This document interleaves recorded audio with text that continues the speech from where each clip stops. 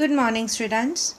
हमने पढ़ाई कर ली थी दोस्त की पोशाक अध्याय की।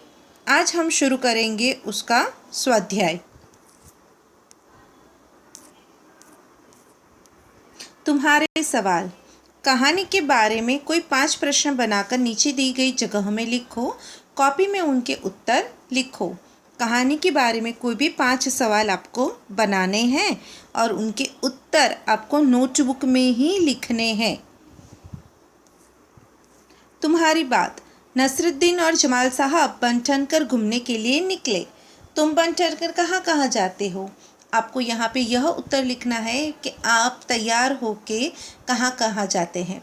किसी रिलेटिव के घर पे जाते हो, पहचान वाले के घर जाते हो, शॉपिंग करने खरीदी करने के लिए जाते हो, किसी शादी में जाते हो, किसी त्योहार में जाते हो, तो वो अपने हिसाब से यहाँ पे उत्तर लिखना है।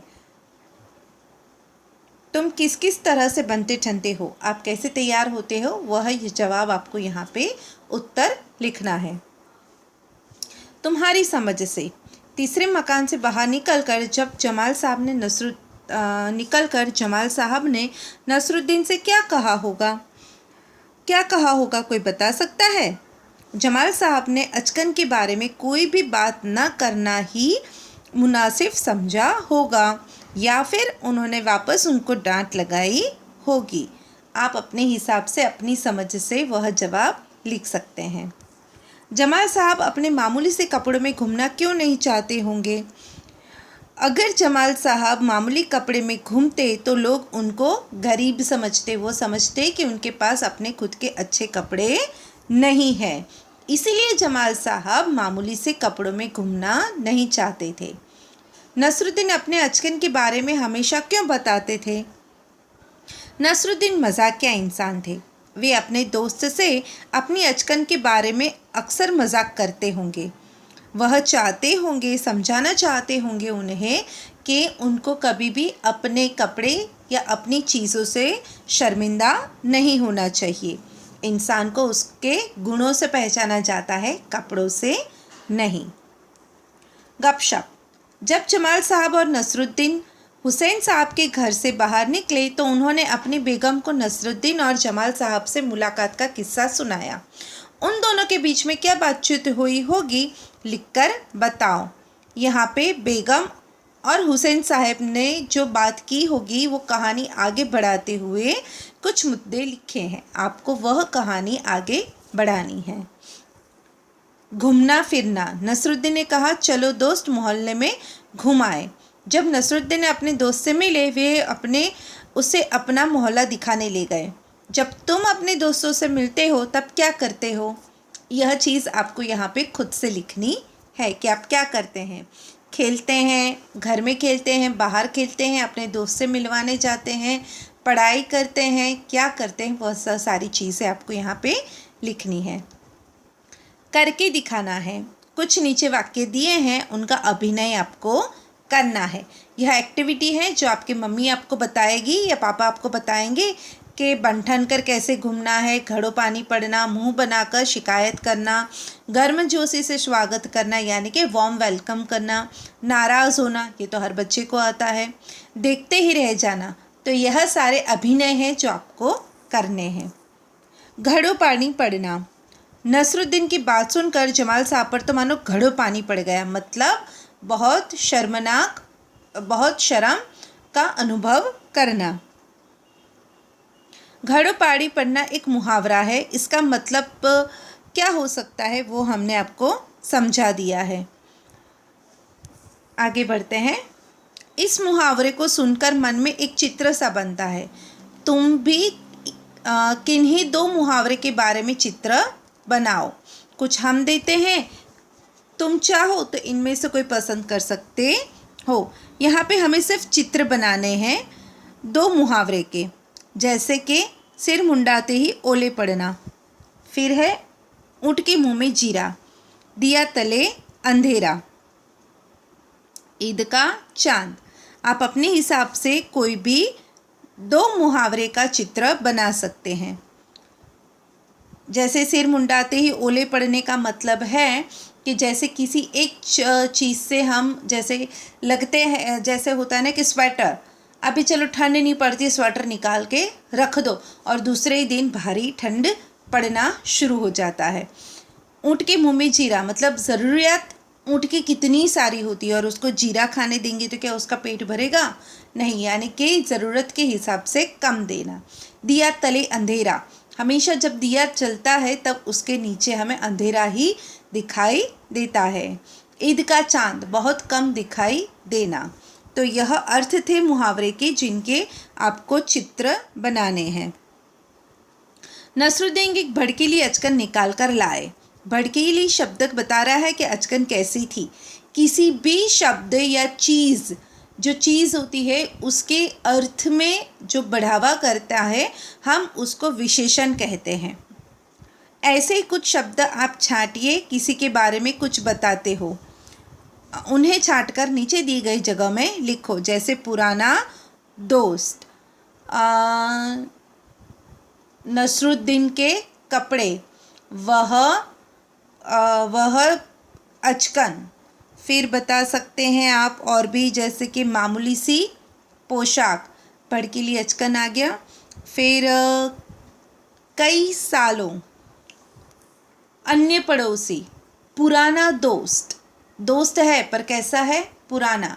अचकन है पर कैसी है? भड़कीली। तो यह हुए जो नाम के अर्थ में बढ़ोतरी करते, उनके अर्थ में उनका ज़्यादा दिखाते हैं, कि उनको एक स्पेसिफाई करते हैं कि कैसा है, उसके गुण दिखाते हैं, तो हम उसे बोलते हैं विशेषण। पास पड़ोस, पड़ोस के घर में नसरुद्दीन पड़ोसी से मिले। तुम अपने पड़ोसी बच्चों के साथ बहुत से खेल खेलते हो, पर क्या तुम उन्हें परिवार के बारे में जानते हो? चलो दोस्तों के बारे में और जानकारी इकट्ठी करते हैं। यदि तुम चाहो तो उनसे यह बात पूछ सकते हो, घर में कुल कितने लोग हैं, उनके नाम क्या है, उनकी आयु यानी कि एज क्या है, वे क्या काम करते हैं। इन सूची में तुम अपने मन से बहुत से सवाल जोड़ सकते हो। आपको घर से यह एक्टिविटी करनी है और इसके जवाब लिखने हैं। शब्दों का हेरफेर, इन शब्दों को बोलकर देखो, ये मिलती जुलती आवाज़ वाले शब्द हैं। जरा से अंतर से भी शब्द का अर्थ बदल जाता है। नीचे इसी तरह के कुछ शब्दों के जोड़े दिए गए हैं। इन सब के अर्थ अलग हैं। इन शब्दों का वाक्य में प्रयोग करो। अर्थ मैं बता देती हूँ, लेकिन वाक्य के प्रयोग आप खुद से बनाएंगे। घड़ा यानी जो इसमें पानी भरा जाता है। गड़ा मतलब उसको आकार देना, गढ़ना, जैसे सुनार कोई गहना गढ़ता है। घूम, हम घूम के आए हैं, मतलब फिर के आए हैं। झूम, झूमना मतलब जैसे डांस में हम झूम झूम के नाचते हैं ना, वैसा। राज, किसी भारत में जैसे हम बताएं कि राज करना मतलब हुकूमत करना, और राज मतलब एक सीक्रेट बात। फन मतलब क्या बोल सकते हैं, मेरा ये फ़न है कि मैं अच्छा पढ़ा लेती हूँ, मतलब खुद की एक एक्सपर्टनेस। जैसे डांसर है कोई, तो वो उसका फ़न क्या है कि डांस, वो अपने फ़न में बहुत माहिर होते हैं, वैसे ही फ़न। सांप का फ़न। सजा, घर को सजाना। सज़ा मतलब पनिशमेंट करना। खोल, दुकानदार की दुकान खुलती है, या किसी पेटी को हम बोलते हैं कि खोलो, तो वह है खोल। और खोल मतलब उबलना, खौलना। ठीक है, तो यह अर्थ थे जो हमने आपको बता दिए हैं, और यह यहाँ पे पूरा स्वाध्याय हमारा ख़त्म हो रहा है। आगे बढ़ते हैं। नसरुद्दीन का निशाना, यह कहानी हमने इंग्लिश में ऑलरेडी लर्न कर ली है, पढ़ ली है, बट यहाँ पे हम एक बार उसको ज़रूर पढ़ेंगे। और यह कहानी हर एक बच्चे को ज़ोर से पढ़ के अपने मम्मी या पापा के सामने सुनानी है। क्यों? ताकि आपका हिंदी का रीडिंग प्रैक्टिस हो जाए और आप अच्छे से उनको हिंदी को पढ़ना सीख जाएं। नसरुद्दीन का निशाना। एक दिन नसरुद्दीन अपने दोस्तों के साथ बैठे बतिया रहे थे।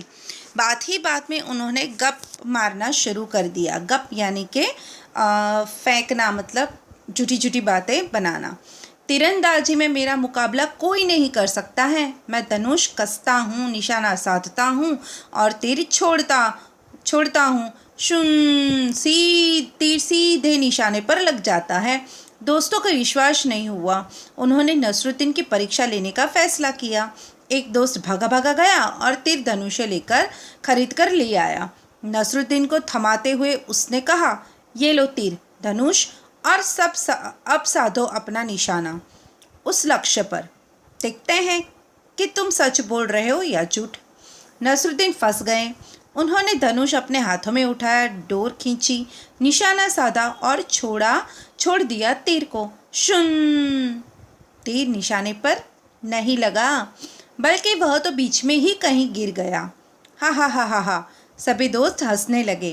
क्या यही तुम्हारा बेहतरीन निशाना था? उन्होंने कहा। नहीं नहीं, हरगिज़ नहीं, ये तो काजी का निशाना था। मैं तो तुम्हें दिखा रहा था कि काजी कैसे निशाना लगाता है। इतना कहते ही नसरुद्दीन ने दोबारा धनुष उठाया, डोर खींची, निशाना साधा और तीर को छोड़ दिया। शुन! इस बार तीर पहले वाले तीर से तो थोड़ा आगे गिरा, पर निशाना फिर भी चूक गया। दोस्तों ने कहा, यह तो ज़रूर तुम्हारा ही निशान था नसरुद्दीन। बिल्कुल नहीं, नसरुद्दीन ने कहा, यह मेरा नहीं, सेनापति का निशाना था। एक दोस्त ने ताना कसा, मतलब उसने मार्क किया कि 2 बार नसरुद्दीन ने झूठ बोल दिया है। अब पता नहीं तीसरी बार किसका नाम बोलेगा, और वो झूठ पकड़ना चाहता था, इसलिए उसने सुना दिया। सूची में अब अगला कौन है? इतना सुनते ही सबने जमकर ठाका लगाया। सब हंस पड़े। नसरुद्दीन खामोश रहा।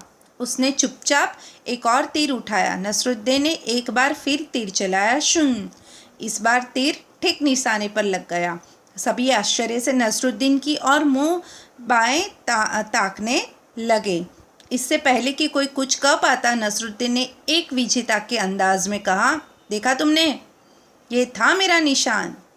तो यह कहानी थी नसरुद्दीन की, नसरुद्दीन के निशान के बारे में। हमने कहानी पढ़ी, उसको समझा, और अभी घर में रहेंगे, अच्छे से पढ़ाई करेंगे और स्वस्थ रहेंगे।